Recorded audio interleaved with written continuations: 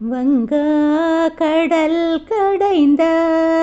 மாதவானை கேசவானை திங்கள் திருமுகத்து செயலியார் சென்றுரைஞ்சி அங்கா பறை கொண்ட ஆற்றை அணி புதுவை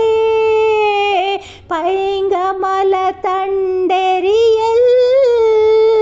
பட்டர்பிரான் கோதை சொன்ன செங்கத்தமிழ் மாலை 30 தப்பாமே இங்கி பறை சுரைப்பார் 2 மால்வரை தோம் செங்கா திருமுகத்து செல்வா திருமால் எங்கும் திருவருள் பெற்றோ இம்புருவான் ரெம்பவர்.